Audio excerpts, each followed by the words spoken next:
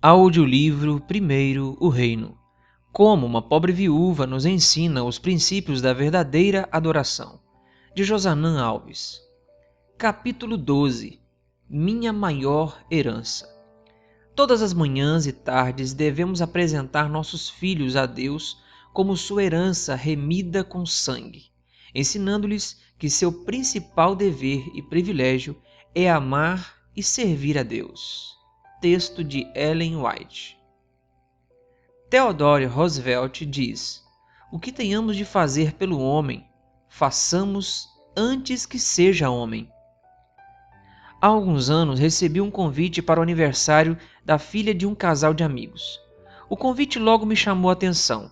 Era um pequeno cofre de moedas, todo enfeitado com imagens infantis, e junto com ele havia um papel informando que a festa seria realizada em um orfanato e que o presente não deveria ser para a aniversariante, mas para as crianças do lugar. No cofre deveria ser colocado um valor que seria usado para comprar presentes para as crianças do orfanato.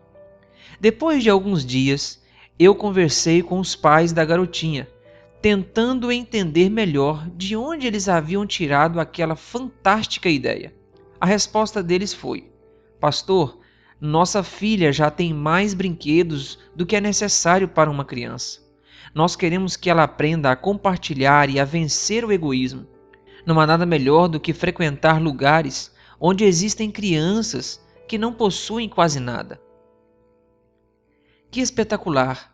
Aqueles pais estavam querendo arrancar o egoísmo do coração da filha e perceberam que a melhor maneira de fazer isso é compartilhando o que temos e somos com aqueles que mais necessitam.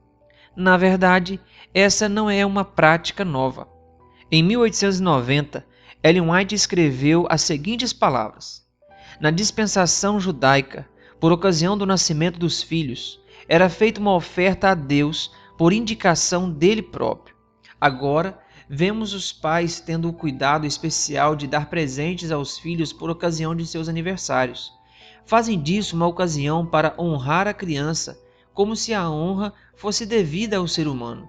Por ocasião de aniversários, os filhos devem ser ensinados que têm motivo de gratidão para com Deus por sua eterna benignidade em lhes conservar a vida por mais um ano. Podem-se dar assim preciosas lições, pela vida, a saúde, o alimento, o vestuário, não menos que pela esperança de vida eterna. Somos devedores ao doador de todas as bênçãos e devemos a Deus o reconhecimento de seus dons e apresentar nossas ofertas de gratidão a nosso maior benfeitor. Essas ofertas natalícias são reconhecidas no céu. A oferta natalícia deve ser uma oferta de gratidão levada ao Senhor por ocasião do aniversário. Quando uma criança compartilha o que tem com crianças que nada têm, quando é educada a ver o aniversário como uma data para agradecer e não apenas para receber, ela está aprendendo duas coisas muito importantes: graça e serviço. Tenho visto com alegria o grande interesse que a Igreja tem tido pelas novas gerações.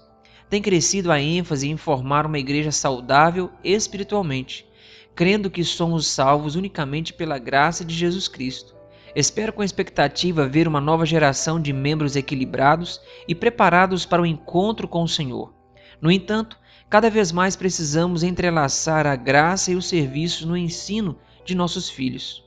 Ellen White nos declara: o propósito de Deus para com os filhos que crescem em nossos lares é mais amplo, mais profundo, mais elevado do que nossa visão restrita tem compreendido. De toda parte deste nosso mundo vem o clamor de corações feridos que anseiam conhecer o Deus de amor. Recai sobre nós, os que recebemos este conhecimento, e sobre nossos filhos, a quem o podemos transmitir, a responsabilidade de atender ao seu clamor. Como igreja, temos ensinado sobre um Deus maravilhoso que nos ama completamente, que fez tudo o que era necessário para nos dar vida em abundância. João 10:10. Os pais devem se unir à igreja no ideal de ensinar que esse conhecimento deve nos levar ao serviço e a comunicar essa verdade ao mundo. Um mundo semelhante a um grande hospital, cheio de pessoas doentes por não saberem que são amadas, não pelo que possuem ou por sua aparência, mas incondicionalmente. Os pais devem ensinar por palavras e exemplos o que significa envolver-se com a obra de Deus. Infelizmente, temos que reconhecer que em muitos aspectos temos falhado em transmitir valores de entrega completa e restrita à causa de Deus. Tem havido grande negligência por parte dos pais em procurar interessar os filhos no desenvolvimento da causa de Deus.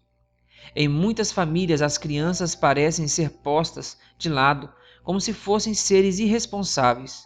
A fim de juntar riquezas para os filhos, muitos pais chegam mesmo a roubar a Deus de seus justos direitos aos dízimos e ofertas, sem pensar que, assim fazendo, abrem a seus queridos uma porta de tentação, que geralmente se demonstrará sua ruína. Ellen White, no livro Conselhos sobre Escola Sabatina, página 140. Essa citação nos faz pensar em 3 pontos importantes. Ponto número 1. Os pais têm falhado em criar interesse nos filhos pelo desenvolvimento da causa de Deus. Esse assunto não pode ser delegado à igreja. Precisamos intencionalmente ensinar a nossos filhos a importância da causa de Deus. Um dia ouvi uma professora explicando como fazia o plano de aulas para os alunos. Um plano de aulas é o roteiro dos temas que serão apresentados ao longo de um período escolar. Quando ouvi isso, resolvi fazer um plano de aulas para ensinar meus filhos sobre como ter um caráter nobre. Ao longo dos cultos familiares, ensino alguns pontos que irão ajudar na formação do caráter deles.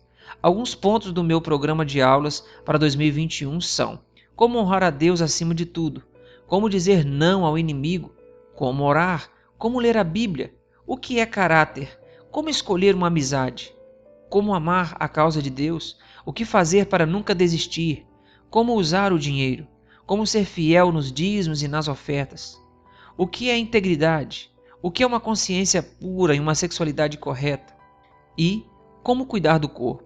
A cada 6 meses, reforço ou mudo os temas abordados conforme a idade e a necessidade deles. Alguns livros têm me ajudado bastante nesse processo. Segundo ponto. Essa negligência muitas vezes se dá pela infidelidade na devolução dos dízimos e das ofertas, por parte dos pais. A infidelidade dos pais irá abrir a porta da tentação para os filhos e fará com que eles sigam pelo caminho da ruína espiritual. Se queremos que nossos filhos levem a sério as coisas de Deus, precisamos mostrar em nossa vida que a causa de Deus é a nossa prioridade. Isso se aplica às outras pessoas de nossa família. Muitas vezes, nossos irmãos ou pais não levam a sério nossa decisão pela verdade, porque eles próprios não percebem que realmente levamos a sério aquilo que professamos. Terceiro ponto. As crianças não podem ser postas de lado em assuntos espirituais.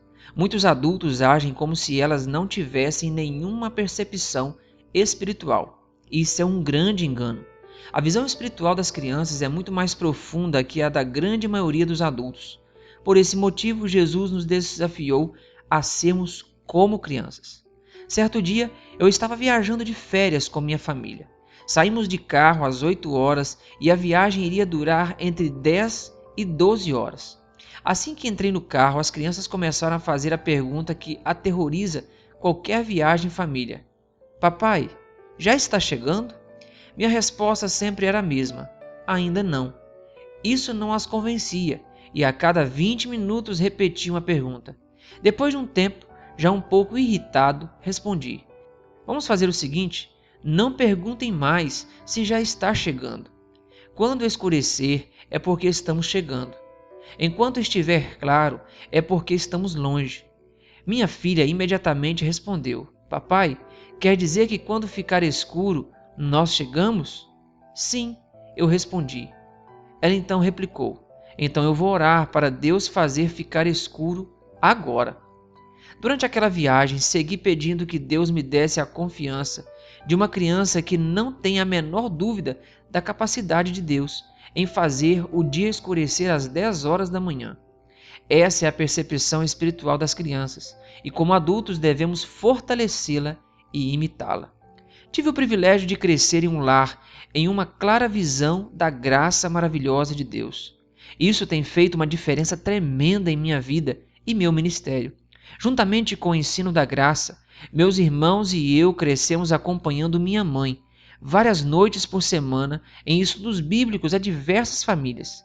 Eu não entendia nada do que acontecia ali, mas fui crescendo naquele ambiente. Via minha mãe ser chamada de diretora missionária da igreja por vários anos, e também via que várias pessoas que estudavam a Bíblia com ela eram batizadas. Na época, eu não conseguia entender por que cada vez que minha mãe presenciava uma pessoa sendo batizada, ela chorava.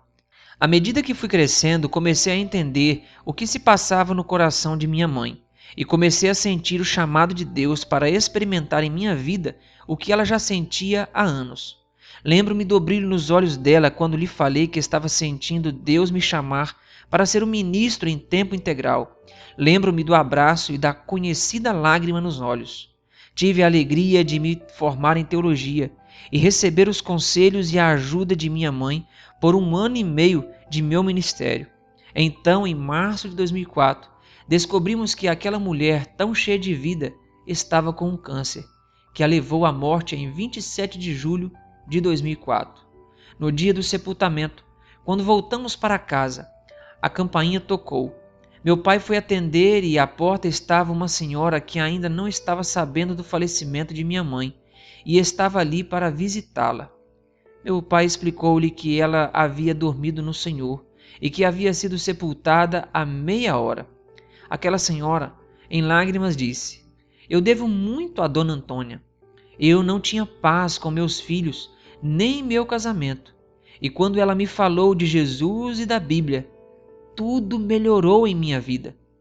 Essa experiência nos mostrou que a vida de minha mãe teve um propósito. Recebi várias lições lindas de minha mãe, mas a maior herança que ganhei dela foi o desejo ardente de levar pessoas a terem um encontro pessoal com Cristo e o exemplo de dedicação que devo ter pela causa da verdade. Hoje, gostaria de convidar você a abraçar um plano de aulas para o caráter de seus filhos ou de sua família e confirmar o compromisso de realizar o culto familiar diariamente. Horários para o culto familiar. Defina um horário pela manhã e um horário pela noite. Defina os temas a serem abordados em família. Após isso, acesse o link na descrição deste áudio aqui no YouTube e confira dicas práticas para legar uma educação financeira aos seus filhos.